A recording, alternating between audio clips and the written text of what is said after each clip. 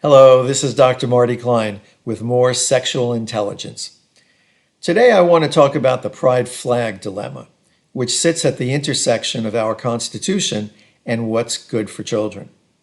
Along with the stars and stripes and state flag, should government agencies fly flags representing specific groups, say the Muslim flag, Republican flag, Ukrainian flag, Christian flag, Confederate flag, or pride flag? Across the U.S., government agencies such as public schools and city councils are now wrestling with this question. In the tiny Bay Area town of Sunol, the recent school board meeting descended into chaos over the question of whether to fly the pride flag on the school's flagpole. The same thing happened in Hamtramck, Michigan, Temecula in Southern California, and elsewhere. Some advocates of flying the pride flag say it gives the message of welcome. Other advocates say that banning it, along with all other non-government flags, gives the message that gender-questioning kids are not welcome. Let's all agree that we want all kids to feel welcome at any school they attend.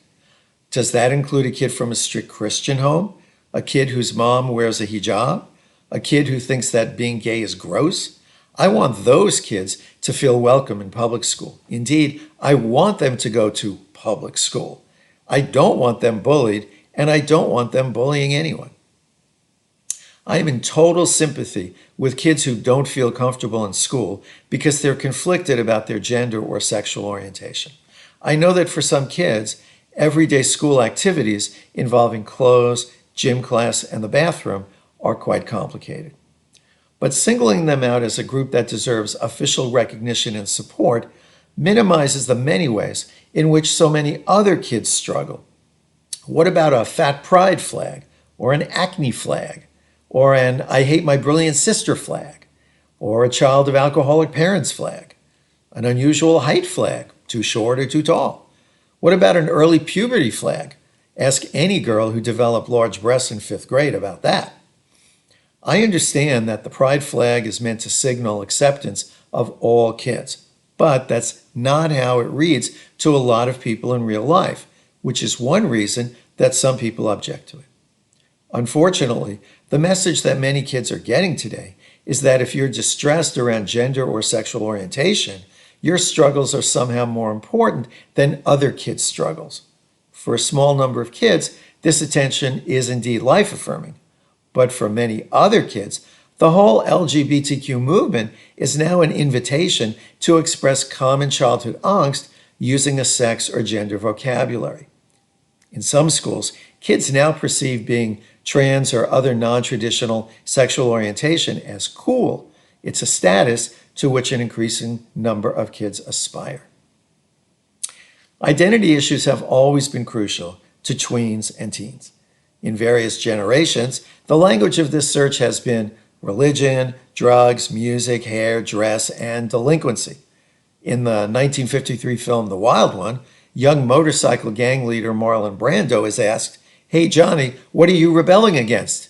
His disdainful, nonchalant answer is, "What do you got?" Again, I sympathize with kids struggling over their sexual identity or orientation.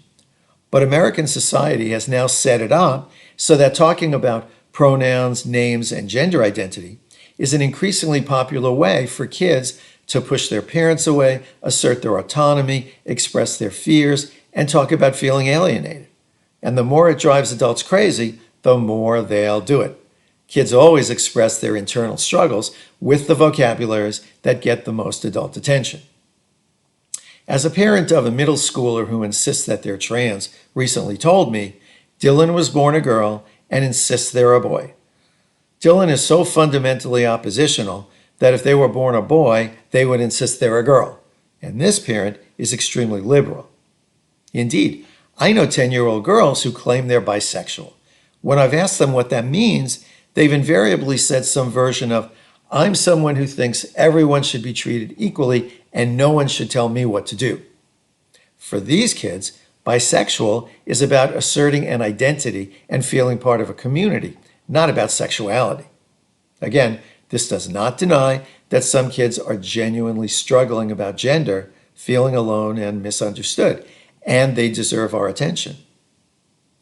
Well, aren't angry or frightened social conservatives just using the pride flag as yet another front in today's culture wars? Yes. And isn't that a good enough reason to demand visibility of the pride flag? No. It's a tactical mistake to reflexively support everything that anti-humanist forces oppose, just like it's a mistake to reflexively oppose everything they support. At the Sunol School Board meeting, opponents of flying the pride flag with the U.S. and California flags brought a Christian nation flag. While this flag does not stand for acceptance, inclusivity, or any other liberal secular value, it does stand for some values. They certainly aren't my values. But if I don't want my government promoting a particular group's values, they can't promote any. That's Constitution 101. If anyone wants to promote safety for children, they need to find a universalistic language with which to do so, not the particularistic vocabulary of LGBTQ rights, which of course I energetically support. That universalism is one of the beautiful things about science and one of the tragedies when science is mistrusted.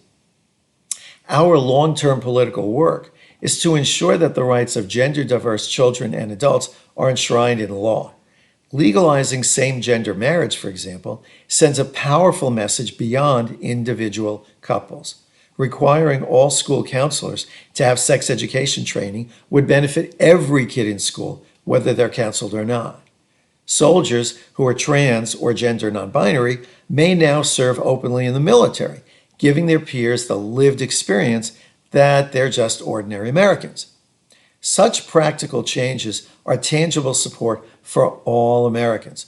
This is quite different than focusing on the needs of one group and thereby glamorizing its vocabulary for a wide group of young people who want attention, school children who want attention using genderized language. That's not good for them. Well, I publish one of these videos every few weeks, so if you want to get pinged when I do, click the subscribe button down there. Thanks for watching. I'll see you soon.